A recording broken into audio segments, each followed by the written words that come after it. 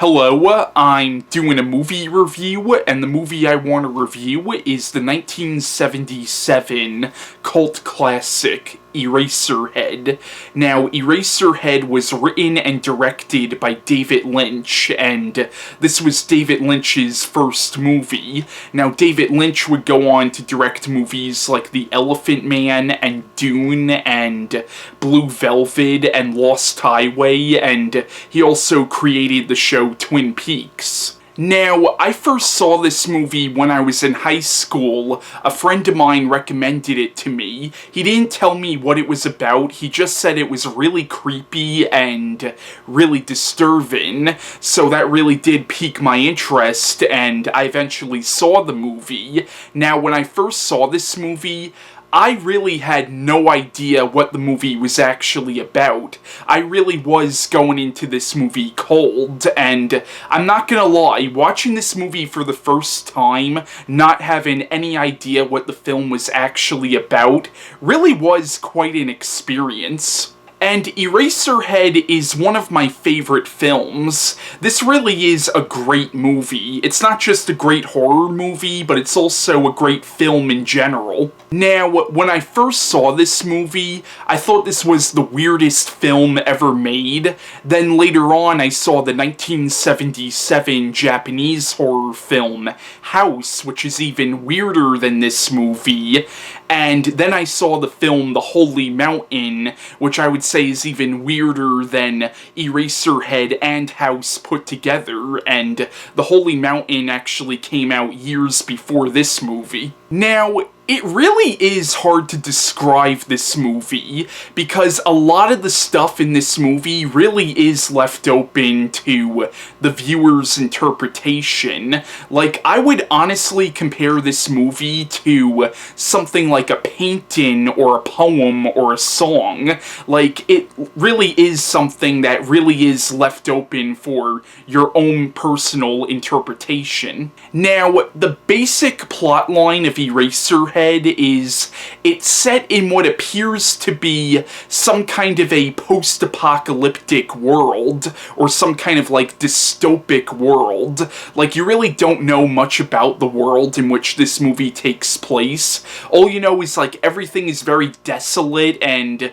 there aren't a lot of people around, and in the background you hear these big machines going, so it appears to be some kind of post-apocalyptic world.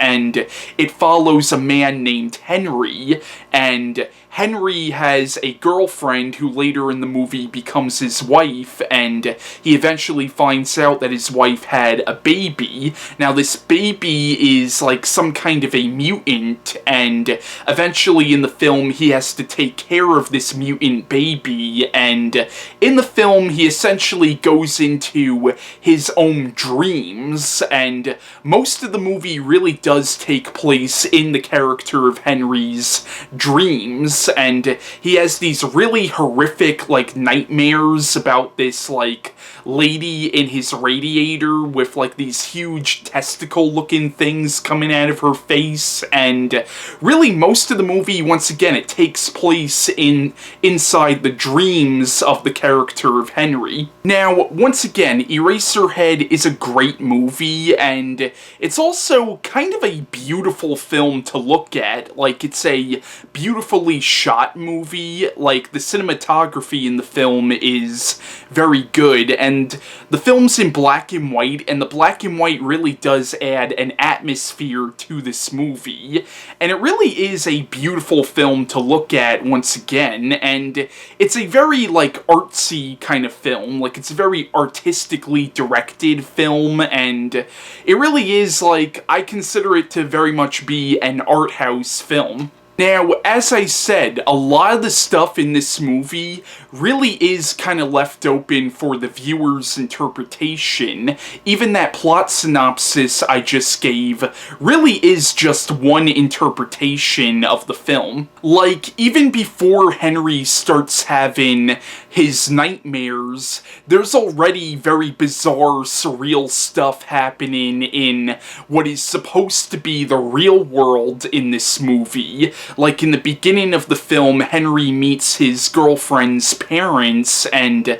they're having dinner at his girlfriend's parents' house, and he starts to cut up a chicken, and then the chicken, like, comes to life and pretty much has its period, and then his girlfriend's mother starts moaning, and you're almost not sure if this is actually supposed to be happening, or if it's just happening in the character of Henry's head. Like, honestly, the whole movie almost seems like a dream. It's a very surreal, very dreamlike movie. Now, there's a guy here on YouTube named Michael Kelly, whose YouTube channel is Michael Keikel, and he used to be known as Mr. Wildboy94, and he did a review on this movie, and I remember him saying something in his review about this movie that I really do agree with. This movie is like if somebody were to somehow record a person's nightmare, because this movie literally does feel like a nightmare put on film. Now, as I said, you can make many different interpretations of this movie. Now, I actually have several different interpretations of this movie, and a lot of the times my interpretations of this movie kinda differ depending on what mood I'm in when I'm watching the film.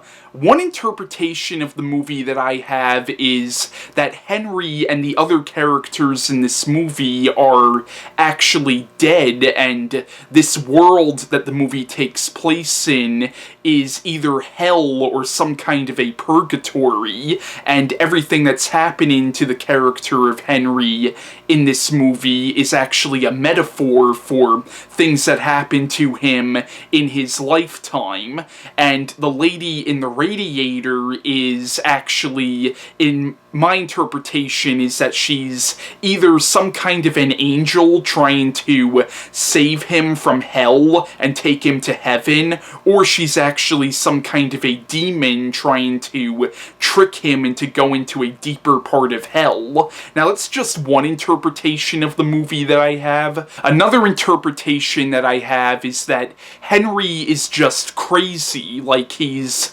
possibly schizophrenic, and the whole movie is actually taking place inside the mind of a very disturbed man. Now, many critics throughout the years have made different interpretations of this movie, but David Lynch has said that no critic's interpretation of this movie even comes close to what his own interpretation of the film is. And there are times where I do sometimes wonder if there even is an interpretation to be made from this movie. Like, there are times where I sometimes wonder if the movie actually means anything, or did David Lynch just make this movie as it is, and we just have to deal with it.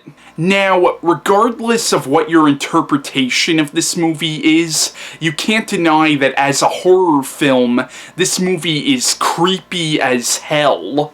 Like, the lady in the radiator, regardless of whether you think she's like an angel or some kind of a demon, she is a creepy as hell character, and she sings that really creepy song that goes, "In heaven, everything is fine," and the band The Pixies actually did a cover of that song from this movie, and she really is a very creepy character. Now, I have heard some people interpret her character as representing suicide, and throughout the film you get a lot of really creepy and disturbing imagery. But yeah, Eraserhead is a great movie, in my opinion. Now, this is a movie that's not gonna be everybody's cup of tea.